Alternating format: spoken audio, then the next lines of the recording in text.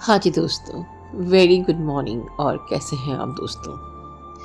आज मुझे एक रेयर चैनलिंग, शायद मेरे ख्याल से 1% या 2% डीएफ के लिए रिसीव हो रही है, जो ज़रूरी है मुझे आप लोगों से बात करना।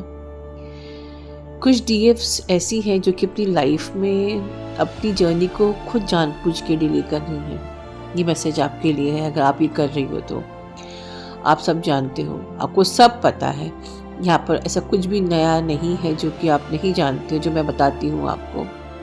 बट ये जानते हुए भी आप अपने अटैचमेंट के कारण से सिर्फ अपना जर्नी डिले ही नहीं कर रहे हो, अपने कार्मिक बैगेज क्लियर नहीं कर रहे हो। बल्कि कार्मिक बैगेज अगर क्लियर भी किया हो चुका होगा आपका, तो दूसरों का बैगेज भी आपने लेके रखा हुआ है। और ये एक भारी समस्या है, ये एक गंभीर समस्या है, जिसके लिए ये मैसेज शायद परमात्मा ने मुझे इंस्ट्रूमेंट बनाया है आपको देने के लिए कि अगर आपने अपनी जर्नी को समझ लिया, आपने अपने कर्मा बैगेज क्लियर किए हैं, तो सिर्फ मात्र मोह के लिए आप दूसरों के कर्मा को भी अपना बैगेज समझ के क्यों ढो रहे हो। मुझे नहीं पता ये मैं किसके बारे में बात कर रही हूँ, पर जैसे कि होता है ना, एग्जाम्पल दूँ तो हो सकता है कि आपके अटैचमेंट्स हो सकता है कि आपके बच्चे हों जिनका मोह आपको इतना भारी है कि उनके कर्मा का बैगेज भी आप बेयर कर रहे हो, या आपके हस्बैंड या आपके पेरेंट्स। क्योंकि ज़्यादातर कार्मिक डेट्स जो होते हैं वो क्लोज वंस में ही होते हैं। ऐसे रिश्ते जो कि हम छोड़ भी नहीं सकते और जिनको हम अपना भी नहीं पा रहे हैं, जो हमें तकलीफ भी दे रहे हैं, दुख भी दे रहे हैं, लेकिन हम अपनी ज़िंदगी से निकाल नहीं सकते। हम रिलीज़ नहीं कर सकते उन रिश्तों को, और हम उस रिश्तों का बोझ, मैं ये नहीं कह रही कि आज अपने उन संबंधों को आप छोड़ दीजिए, मेरी राय ये बिल्कुल भी नहीं है, पर जो उनके हिस्से का कर्मा है वो आप क्यों ढो रहे हो? हमें क्यों लगता है कि हमारे बच्चों का भविष्य हमारे हाथ में है, हम कुछ करेंगे और हो जाएगा। फिर क्या जर्नी को समझा है आपने, या मेरे हस्बैंड का, या मेरी वाइफ का, या मेरे पेरेंट्स के हिस्से का? मुझे नहीं पता कि मैं किसके लिए बात कर रही हूँ, पर मैं अंदाज़ा ये लगा रही हूँ कि जो परमात्मा मुझे मैसेज दे रहा है उनके लिए, कि मान लीजिए कि आपके पेरेंट्स की कुछ उम्मीदें आपसे हैं, तो आप उनको कष्ट ना हो, तो आप वो बोझ आप अपने ऊपर ले के चल रहे हो। कष्ट उनका प्रारब्ध है, पर उनको कष्ट ना हो, मतलब कहीं ना कहीं हम बीच में आ रहे हैं अपने अटैचमेंट और परमात्मा के बीच में, या मेरे हस्बैंड या मेरे वाइफ या मेरे भाई बहन या मेरे सिबलिंग्स, जो भी उनको कष्ट ना हो, तो हम वो कष्ट को खुद को लेकर, मतलब हमने वो बोझ ले लिया है।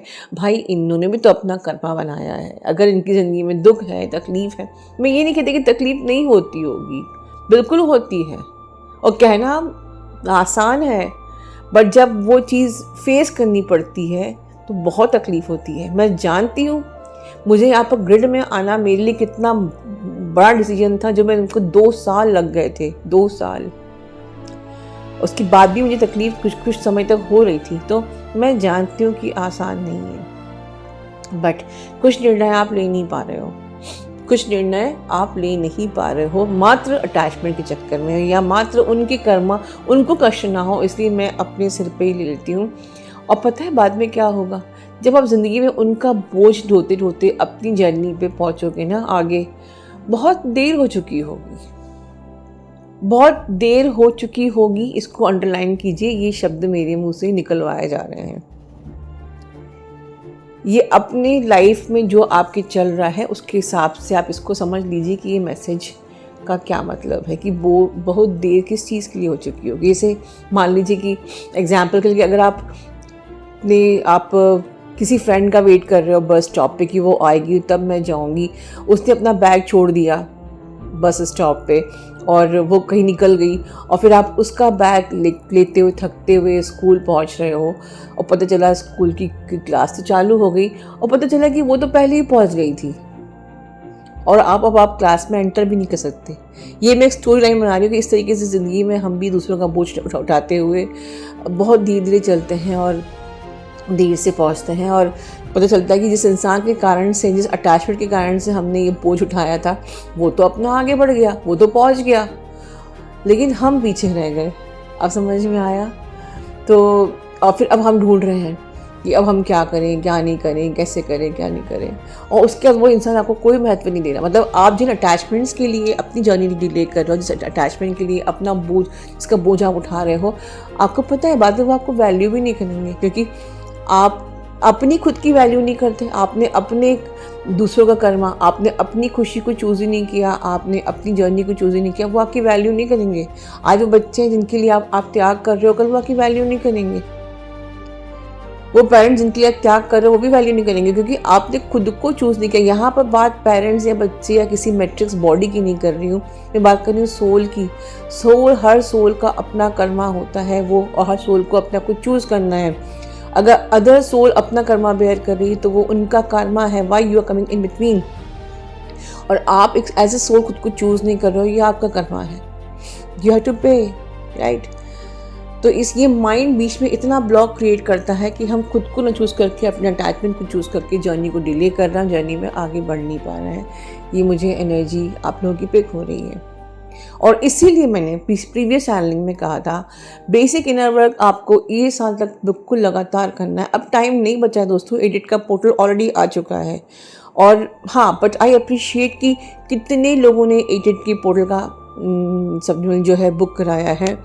तो ये मुझे खुशी देता है कि आप लोग जागरूक हो अपने लिए। तो हो सकता है ये उन लोगों के लिए हो जो अभी भी जागे नहीं हुए हैं, राइट?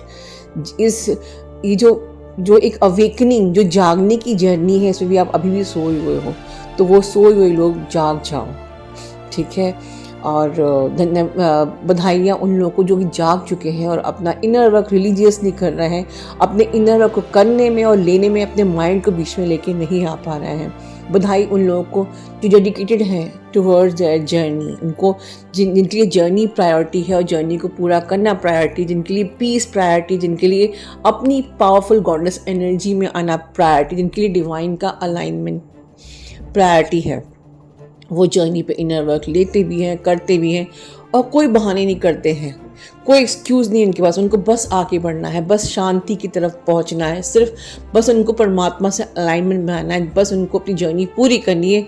और उनका आउटकम क्या होता है? 100% यूनियन होता है। डीएम आते ही हैं, डीएम आते ही हैं, बस आपको उम्मीद नहीं रखनी है, पर और डीएम आते ही हैं। सो ये मेरी एक एनर्जी मैं पिक कर रही हूँ, शायद बहुत रेयर डीएफ्स के लिए हो, और मेरी दुआ भी यही हो कि सब बहुत रेयर लोगों के लिए हो, जिससे कि सब डीएफ अपनी जर्नी की तरफ सजग रहें बिल्कुल।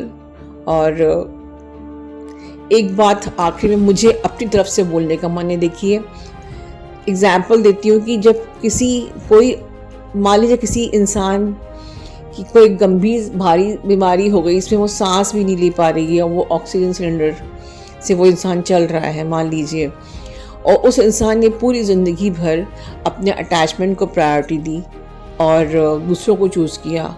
आज अगर उसकी सांसें चल रही हैं जो ऑक्सीजन सिलेंडर के बेस पे चल रही हैं, तो आप मुझे जवाब दीजिए कमेंट बॉक्स में कि क्या वो ये अटैचमेंट उनकी सांसें वापस कर पाएंगी?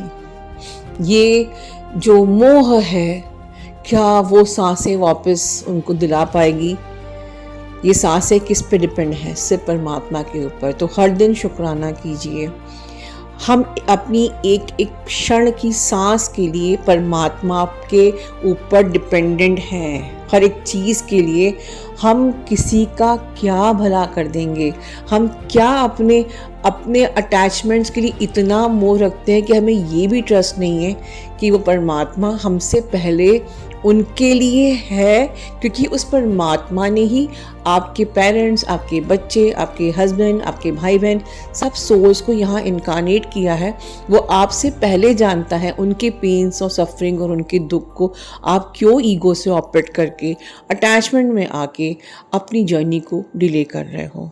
अपना ध्यान रखिए।